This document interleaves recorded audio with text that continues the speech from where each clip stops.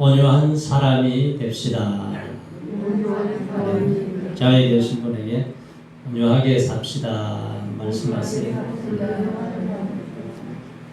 자, 오늘은 이 성령의 열매 8번째 온유입니다. 온유는 무엇이냐? 헬라어에 보면은 프라우스라 그래서 사물의 부드러움, 짐승들의 유순함, 사람들의 온유함, 징계에 대해서는 간대함이란 그런 뜻을 가지고 있어요. 자, 그래서 온유는 우리가 잘못 이해하게 되면은 너무나 약하고 비겁한 생각을 가지고 살아가는 사람이다. 그런 생각을 할 수 있는데, 이 아주 사나운 개가 막 사람을 해치고 물어뜯고 하는 개가 훈련을 받아서 주인이 시키는 대로 할 수 있는 상태가 되면은 그게 온유라는 거죠. 하나님의 말씀에 순종하지 않고 제멋대로 살아가는 사람들이 변화되어서 하나님의 말씀에 순종한 마음을 가지고 있을 때에 온유한 자다 그래요. 자, 온유가 성령의 열매인 까닭은 여기에 있습니다. 자, 성령께서 우리를 변화시키지 않는다면은 사람들이 하나님의 말씀에 고분고분 따르고 순종할 수가 없어요. 그렇게 살 수가 없습니다. 그래서 온유란 제멋대로 날뛰던 사람들이 하나님을 만나고 성령의 은혜를 받고 이제 그 욕망을 조절해서 하나님의 말씀 앞에 겸손히 낮아진 상태로 순종할 수 있는 사람이 된다는 것이 이제 온유한 사람이 되었다는 거죠. 자, 인격적인 특성을 보게 되면은 외적으로는 부드러운데 내적으로는 강합니다. 확고한 생의 목적을 가지고 있으면서도 독선적이지 않아요. 줏대가 없어 보이면서도 나름대로의 확고한 삶의 목적과 의미를 가지고 있어요. 언제나 내적인 자유함을 가지고 있습니다.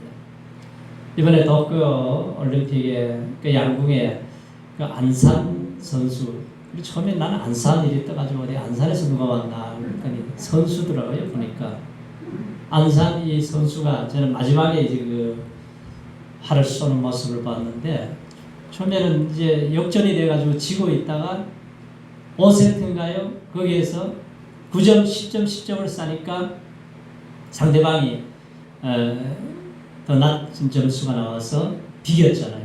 그런데 뭐 마지막 한 발로 이제 결정이 나는데, 야, 얼마나 떨리겠어요. 마지막 한 발로 이제 결정을 해야 되는데. 그런데 그가 뭐라고 하냐면은, 야, 쫄지 말고 대충 싸. 10점 들어간다. 그런 아주 그냥 대안하게 딱 써더니 진짜 10점이 들어가더라고요. 상대방이 8점 싸가지고 결국은 3관왕 금메달리스트가 되었잖아요. 그런데 시합 중에는 그렇게 침착을 한데 시합이 끝나고 나니까 긴장이 되고 그냥 막 심장이 터질 것 같아지더라는 거예요. 이게 나이는 어리지만 훈련이 되니까 가능한 거잖아요. 한자 말에 유능승강이라는 말이 있습니다. 이것은 무슨 말이냐 하면은 부드러운 것이 강한 것을 이긴다 그래요. 물과 바위가 싸우면 누가 이기겠어요? 물이 이깁니다. 서귀포에 가면은 용두암이 물이 계속 치고 해서 만들어진 작품이에요. 아름다운 작품. 해와 바람 중에 누가 더 사막에 가는 사람의 옷을 벗겨낼 수가 있겠어요? 바람은 세차게 불면 불수록 사람이 옷을 껴입지만 해는 따뜻하게 비치기만 하면은 다 옷을 벗어버립니다. 사람들이. 응? 우리 입안에 있는 혀와 이빨 중에 어느 게 강할 것 같아요? 젊을 때는 막 이빨로 막 깨물고 뭐 아주 뭐 돌덩이도 씹어서 먹고 그런 것 같은데 한 50년, 70년 지나면 어때요? 이빨이 그냥 금이 가고 썩어가지고 100살 되면 이빨이 있는 사람 없습니다. 다 빼버려, 다 썩어가지고 빠져버려요. 그런데 죽기 전까지 혀는 어떻게 해요? 그대로 있어요. 이빨보다도 혀가 더 강하다는 거예요. 역사를 봐도 부드러운 사람이 강한 자를 이깁니다. 뭐 독재자들이 뭐 권세가 있고 힘이 있는 것 같고 장기 집권을 하고 무기 가지고 뭐 사람들을 괴롭히고 그러는 것 같지만 끝까지 역사를 이어가는 사람들은 연약하고 약한 백성들이에요. 자, 독일의 니체가 그랬습니다. 그는 강한 자가 지배하는 세상을 꿈꿨어요. 사람은 힘에 대한 의지 때문이죠. 자, 악이라고 하는 것은 힘이 없을 때 오는 것이고 행복이라고 하는 것은 힘이 있을 때 오는 것이다. 그는 그렇게 생각하고 살았어요. 그래서 기독교를 볼 때에 너무나 약자의 비참한 종교로 보았습니다. 아니, 하나님의 아들이라는 사람이 비참하게 십자가에 못 박아 죽어버렸잖아요. 그런데 그렇게 강한 힘을 추구하던 그도 나중에는 자기 자신도 못 이겨서 자살해서 죽어버렸어요. 그러나 지금 기독교는 살아서 역사하고 계속 역사를 변화시키고 있는 것을 볼 수가 있어요. 그래서 세상의 원리는 항상 부드러운 자가 강한 자를 이긴다는 거예요. 젊은이들은 젊을 때 강하고 목소리가 크고 대단해야 대단한 것 같이 생각하는데 그렇지 않아요. 역사상 가장 힘있게 말하고 몸으로서 보여준 분이 예수님이에요. 예수님이 산상수훈에서 뭐라고 그랬습니까? 심령이 가난한 자가 복이 있다고 그랬어요. 애통하는 자가 복이 있다고 그랬어요. 온유한 자가 복이 있고 긍휼히 여기는 자가 복이 있다. 그리고 천국은 강한 자가 살 수가 없어요. 부드러운 사람이 사는 곳이에요. 의를 위해서 핍박을 받는 자. 너희들이 내 이름 때문에 욕을 먹고 핍박을 당하면 복이 있다. 너희들은 그러면 앞으로 하늘에서 천국의 상이 클 것이다. 그랬습니다. 예수님이 뭐라고 해요? 너 자신을 위해서 남을 핍박하라고 한 적이 있습니까? 어떻게든지 남을 이겨먹어야 된다. 응? 그런데 마태복음 6장 7장에 가면은 자기를 미워하는 원수를 사랑하라 그래요. 오른뺨을 치면은 왼뺨을 돌려대고 오리를 가자 하면은 십리를 가지고 속옷을 달라 그러면 겉옷까지 주어라 그러잖아요. 도무지 이치에 맞지 않는 말이에요. 아마 이렇게 산다면 세상적인 가치관으로는 다 실패할 수밖에 없다고 그렇게 생각을 할 수밖에 없잖아요. 그런데 마태복음 7장 25절에 보면은 이 말씀을 듣고 행치 아니하는 자는 그 집을 모래 위에다 세웁니다. 모래 위에다 세워놓으면 홍수가 나버리면 탁 쓸려져 가버립니다. 다 무너져 버려요. 그래서 말씀을 듣고 순종하는 자는 반석 위에다 집을 지은 자다. 이런 말씀을 하셨어요.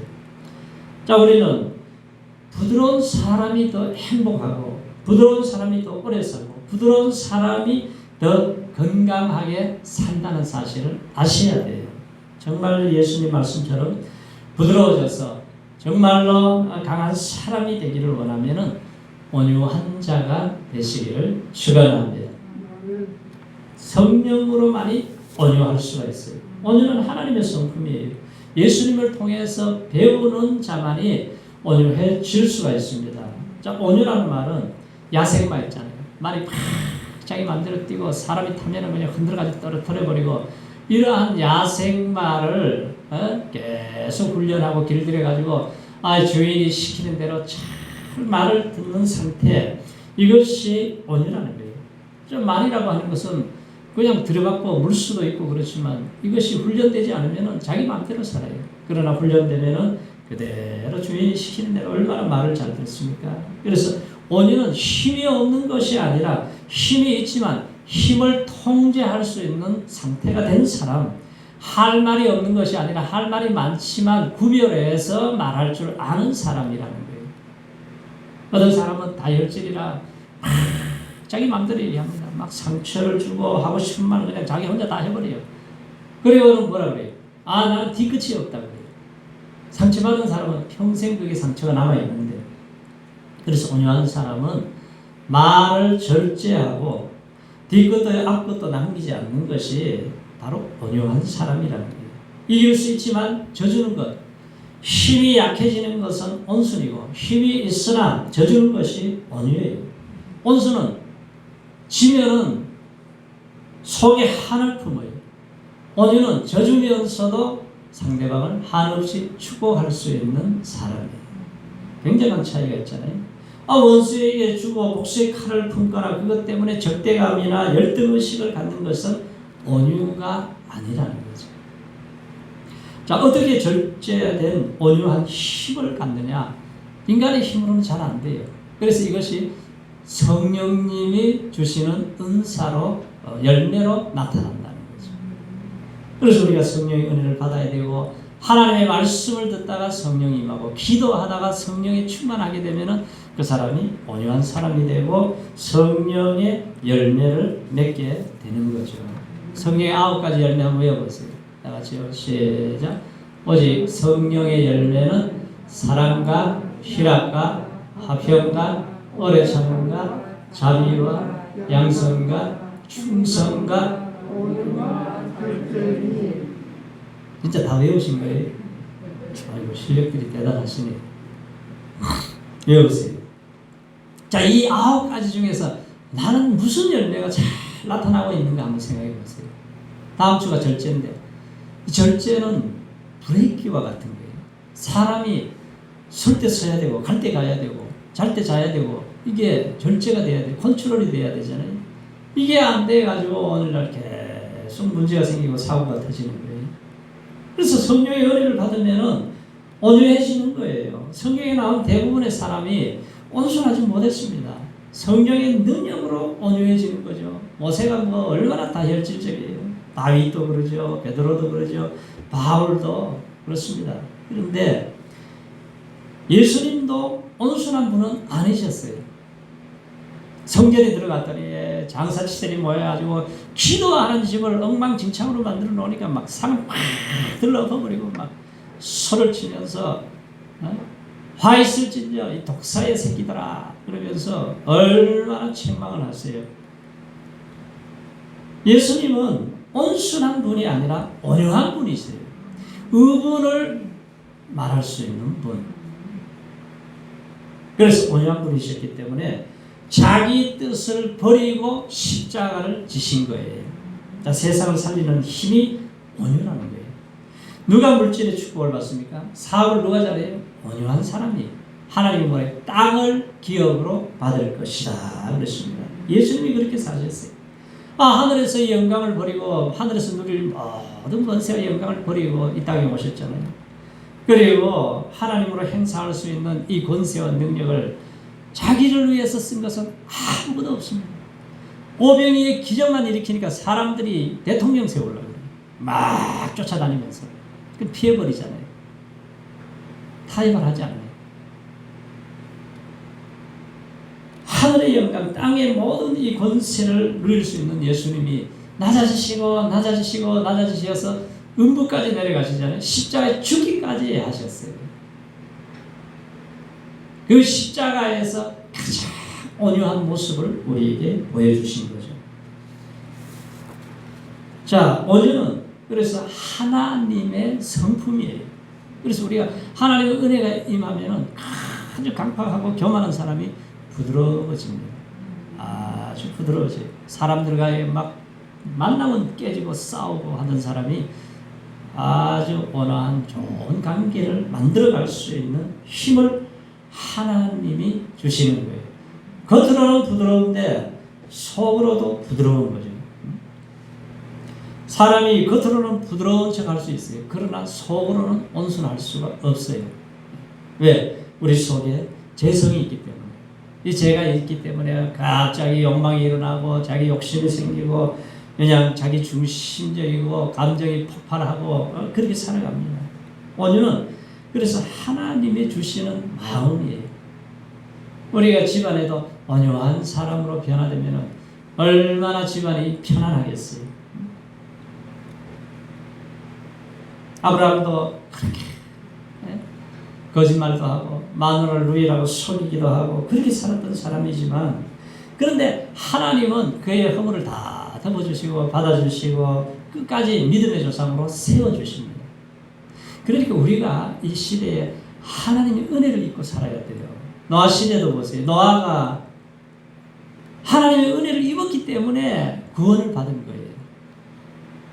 그 시대는 전부 다 이렇게 사람들이 죄악이 간영해버리니까 사람들이 생각하는 거, 말하는 거, 행동하는 거 모든 것이 항상 악한 것밖에 안 나오는 거예요. 그러니까 이 죄악이 간영하면 그 다음에는 하나님의 심판이 올 수밖에 없잖아요. 그래서 하나님이 심판을 결정을 했습니다. 그런데 노아에게는 은혜를 입혀주시니까 노아야 방주를 지어라. 방주를 지어 말씀에 순종할 수 있는 길들여지는 것은 하나님의 은혜를 입어야 되는 것이지 그냥은 안 되는 거예요. 주일날 코로나 시대에 전부 다 지금 벌벌벌 떨고 뭐 계양구에 100명이 나오고 뭐 인천에 나오고 그러는데 예배를 드리러 나갈 수 있는 거예요. 그러니까 하나님의 은혜를 입어야 교회에 열심히 나갈 수 있는 것이지 자기 힘으로 못 나가는 거예요. 코로나 겁나는 사람은 교회 나오겠어요? 그냥 집에서 앉아 있는 게 낫지. 사사시대도 사람들이 바알을 섬기고 하나님을 잊어버렸습니다. 근데 하나님이 사랑하는 백성이기 때문에 사랑하는 자들은 때려서라도 징계를 내려서라도 깨닫게 해주는 것이 그게 축복이잖아요. 그러니까 하나님이 미디안을 들어가지고 7년을 종살이 시켜버립니다. 또 죄를 여호와의 목전에서 짓게 되니까 모압을 통해서 암몬을 통해서 블레셋을 통해서 40년 종살이를 하게 만들어버려요. 그러니까 이 사사기에 계속 나오는 단어가 뭐예요? 또 13번 나와요. 또 여호와의 목전에서 죄를 짓게 되니까 이방 나라를 징계 막대기로 쳐서 깨닫게 만들어줍니다. 죽을 지경이 되면 막 부르짖어서 기도해요. 그러면 하나님은 13번 계속 사사를 400년 동안 보내주세요. 이들이 하는 짓이 얼마나 악해요. 레위인들은 토막살인까지 합니다. 우리 같으면 벌써 끝내버렸을 거예요. 그런데 하나님은 그 사사시대가 끝나고 사무엘이 나오고 다윗 왕이 나오게 해서 인내하시면서 결국은 누가 오게 하시냐? 예수님이 오게 하시는 거예요. 다윗도 얼마나 큰 실수를 해요. 남편이 있는 여자 밧세바를 데려다가 간음을 하고 남편을 전쟁터에 보내가지고 죽였습니다. 그랬더니 나단 선지자를 보내가지고 책망을 해요. 너희 집에서 칼이 떠나지 않을 것이다. 너가 죄를 지었기 때문에 너희 집안에 풍파가 일어난다. 그러더니 집안에 막 형제가 싸움이 일어나고 형제 간에 간음 사건이 일어나고 살인 사건이 일어나고 아들이 반란을 일으켜가지고 다윗 왕을 쫓아내서 맨발로 도망가게 되고 이 죄라는 것이 무서운 거예요. 무서운 사건들이 그 집안에서 계속 일어나요. 그런데도 하나님은 밧세바를 통해서 솔로몬이 태어나는데 그 솔로몬을 왕으로 세우세요. 하나님이 그렇게 하시지 사람 같으면 야 무슨 솔로몬이 왕이 되겠느냐, 밧세바가 무슨 왕비가 되겠느냐, 뭐 우리는 별소리 다 할 거예요. 벽화를 막 그리고 난리를 칠 겁니다.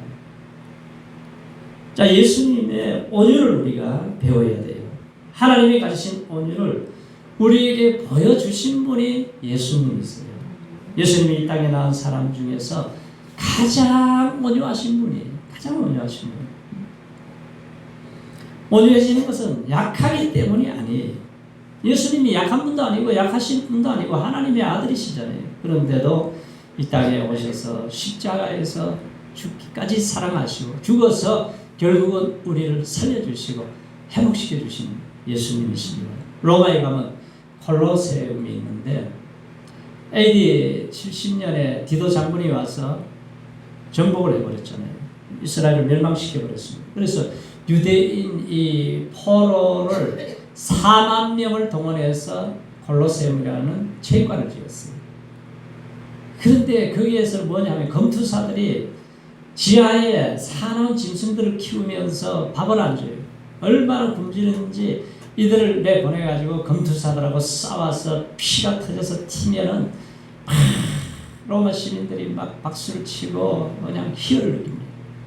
근데 이게 좀 세월이 지나가지고 기독교인들을 죽이는데 쓰기 시작해요. 예수 믿는 사람이 잡히면은 그 원형 경기장에 집어넣으면은 굶주린 사자와 이 짐승들이 나와가지고 물어뜯으면은 기독교인들은 스크럼을 짜고 찬송을 부르며 피가 터져서 죽으면서도 하나님을 경배했어요.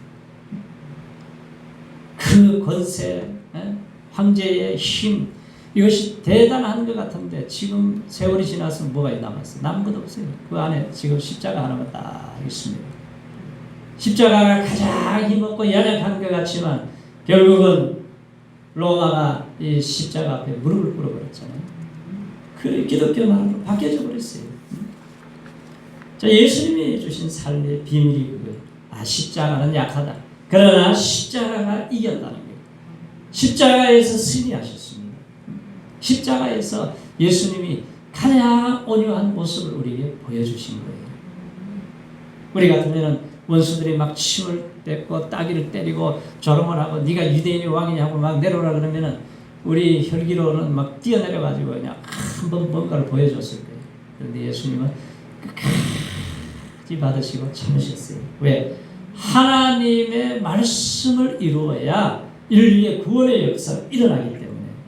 양아진에 가면은 초대교회 우리나라 온 선교사님들 뭐 미국, 캐나다, 호주 뭐 여러 나라 선교사들이 있는데 일본 사람이 딱 한 사람 있어요.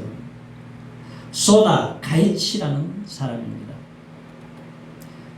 근데 소다 가이치가 1867년도에 일본에서 태어나서 교사 선생님 하다가 26세 되던 해에 세계 내가 한번 돌아다녀 봐야 되겠다. 젊을 때 한번 가봐야 되겠다. 근데 자기 마음대로 사는 사람이 돌아다니면서 힘들고 하니까 술을 퍼마시고 이렇게 살다가 완전히 폐인이 돼가는 거예요. 한 번은 술을 마시고 취해가지고 이제 죽어가고 있는데 어떤 사람이 지나가다가 보니까 그 사람이 발견하고는 돌봐주는 거예요. 이제까지 모든 사람이 지나가도 아무 관심을 갖지 않았어요. 죽든지 말든지. 그런데 여관에 데려가가지고 치료를 해주고 여관비를 대주고 그리고 그를 살려주었습니다. 그리고 갔어요. 나중에 이 사람이 정신을 차리고 누가 나를 도와줬는가 알아봤더니 조선 사람이 자기를 도와주었다는 거예요. 그래서 이 사람이 한국에 옵니다.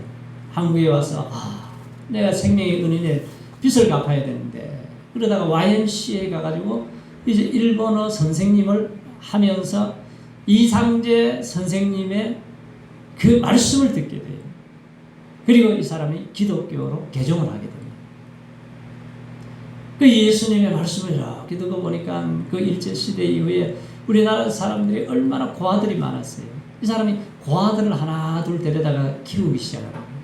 그래서 나중에는 한 1000명 정도를 고아를 그분이 키우게 돼요. 그리고 잠시 해방 이후에 일본에 갔다가 다시 한국에 와서 나는 한국에서 뼈를 묻어야 되겠다. 그런 생각을 하고 살다가 뼈를 묻었습니다. 그래서 우리나라에서는 문화훈장을 이제 추서를 했어요. 그리고 교회에서 그를 기념해서 양아진에다가 그 선교사님들 묘지에다가 여기 안장을 하게 했습니다. 그때에 양아진에 가면은 지금 주 요한 선생님이 쓴 묘비에 이런 글이 있어요. 언손 품어주고 쓰린 마음 만져주니 일생을 길다 말고 거룩한 길을 걸었으나 고향이 따로 있던가 마음 두는 것이 고향이거늘. 자, 그의 모든 일생의 방황 시절 그를 죽음에서 던져준 이 한 무명의 한 사람 때문에 그 사람이 조선 땅에 와가지고 일생을 다 바치면서 고아를 키웠다는 거예요. 그래서 예수님을 닮아가는 사람이 그냥 되겠어요? 우리가 하나님을 만나야 돼요. 하나님의 말씀을 듣고 우리가 성령의 은혜를 받을 때에 예수님을 따라가는 삶을 살게 될 줄로 믿습니다. 예수님이 뭐라고 해요? 나는 마음이 온유하고 겸손하니 나의 멍에를 메고 내게 배우라 그래요. 그러면 너희 마음이 쉼을 얻으리라. 나를 살리고 남을 살리는 예수님의 온유, 우리 평생 예수님의 온유를 쫓아가시기를 축원합니다. 누구보다도 하나님께 대한 확고한 믿음을 갖고 온유하게 살았던 사람 중에 에이브라함 링컨 대통령입니다. 링컨 대통령은 친구들도 많았지만 적들도 엄청 많았어요. 그런데 링컨 대통령을 가장 괴롭힌 사람이 누구냐면 스탠턴이에요. 신문에다가 어릿강대 링컨을 아주 교활한 강대다 이렇게 막 사설을 쓰고 신문을 내고 그랬습니다. 근데 공중석상에서 연설을 하면서 여러분 오리지널 고릴라를 보기 위해서 저 아프리카까지 차비주고 가지 마세요. 진짜 고릴라를 보시려면은 스프링스 일로네이드의 스프링스에 가서 에브라함 링컨을 보면은 됩니다. 그렇게 약을 올리고 상처를 주는 말을 하는 거예요. 근데 링컨이 참 그릇이 큽니다. 이분이. 이제 대통령이 되어서 국방장관을 세워야 되는데 쭉 보는데 가장 적임자가 누구냐 찾아보니까 자기를 괴롭히는 상처 주는 스탠턴이에요. 그래서 그 사람을 국방장관으로 세웠어요. 그랬더니 참모들이 아니 그런 놈을 세우냐고. 그렇게 아주 평생 괴롭히고 아주 물어뜯고 하는 놈을 어떻게 국방장관으로 세우냐고. 아니야. 이 사람이 가장 적임자야. 그 사람이 나에게 상처 주고 그게 중요한 게 아니라 나라를 국방장관으로 가장 잘할 수 있는 사람이 중요한 거다. 자기 감정을 하나도 개입을 안 하는 거예요. 이게 온유한 사람입니다. 그렇게 해서 링컨이 부인이 자꾸 극장 가자 그래가지고 극장 갔다가 암살당했잖아요. 간에 누워있는데 이 스탠턴이 뭐라 하냐면 세계에서 지켜보았던 사람 중에 가장 위대한 지도자가 누워있다고 하면서 눈물을 그냥 펑펑 흘리면서 울었습니다. 자, 요즘 사람들이 살아가는 모습을 보면은 너무 무서워요. 참 조심해야 돼요. 지난 27일 오전 9시 30분에 지하철 동대문역의 승강장에서 50대 남자가 갑자기 20대 여자에게 쫓아가더니 폭행을 가하는 거예요. 자기 여기에 써져 있는 살인 계획이라고 써 있는 것을 보이면서 막 어깨를 때리고 폭력을 묻지마 폭행을 했습니다. 그 경찰이 잡아가지고 야, 너 왜 그렇게 했냐고 그랬더니 나를 조롱하는 것 같아서 그렇게 했다는 거예요. 정신병자 같잖아요.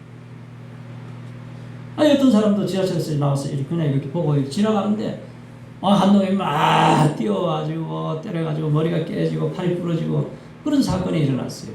왜 그러냐고 그랬더니 지나가면서 날 째려봤다는 거예요. 그냥 지나가는데 자기가 착각을 하는 거예요. 자기가. 너무 사나워요.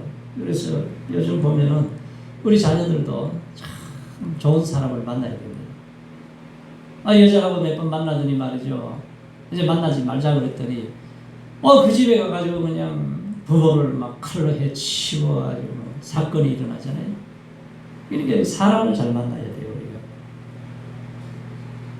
이 고장난 인생들을 아무리 학교에서 공부를 많이 시킨다고 고쳐지겠어요? 정치를 아무리 잘한다고 변화가 되겠습니까? 안 되는 거예요. 우리가 하나님의 말씀을 듣고 성령의 은혜를 받아야 변화될 줄로 믿습니다. 50년 동안 죄짓던 범죄자를 그렇게 때리고 괴롭혀도 안 변화돼요. 그런데 이 사람이 어느 날 하나님의 말씀을 듣다가 성령이 임하니까 3분 만에 이 사람을 변화시켜버립니다. 세상에 고장난 사람들을 변화시켜주지 못하는 거예요. 민수기에 보면은 모세를 뭐라 그럽니까? 지면에서 온유함이 가장 승한 사람이라고 해요. 모세가 그렇게 온유한 사람이었습니까? 그렇지 않아요. 애굽 왕궁에 40년 학문 무술을 다 배워 익혔습니다. 조국을 위해서 나라 민족을 위해서 뭔가 하고 싶었어요. 그런데 히브리 사람과 애굽 사람이 치고받고 싸우니까 막 혈기를 애들이 쫓아가가지고 애굽 사람을 쳐서 죽여버렸잖아요. 시내산에서 두 돌판을 받아왔는데 밑에서 금송아지 만들어가지고 뛰놀고 있으니까 그냥 던져가지고 박살을 내는 사람. 아주 혈기왕성한 사람이죠.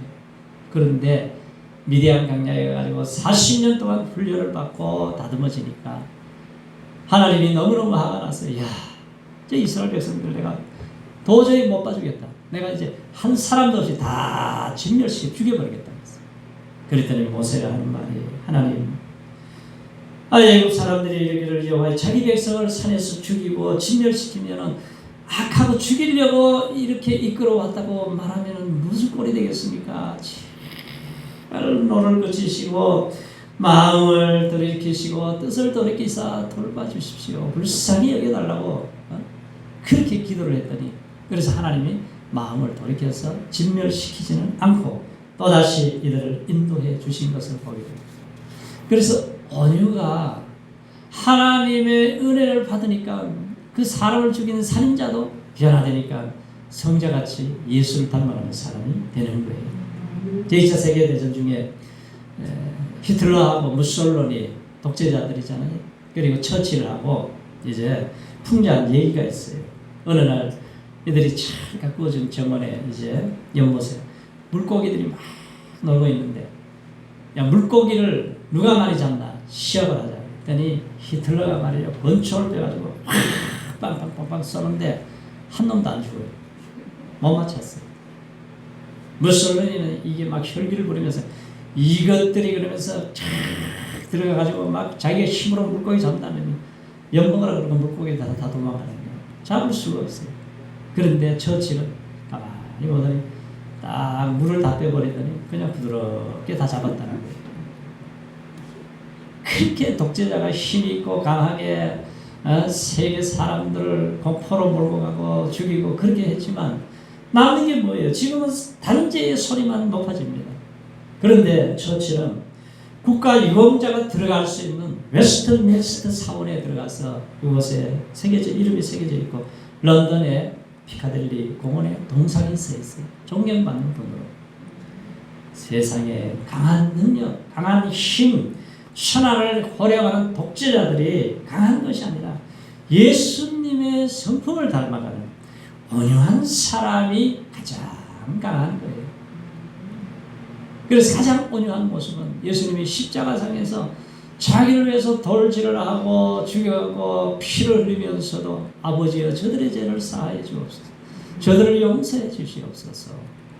십자가에 죽으셔서 오늘날 지금도 이 주일이 되면은 20억, 25억 되는 사람들이 하나님을 높이고 경배하고 찬양하고 있잖아요.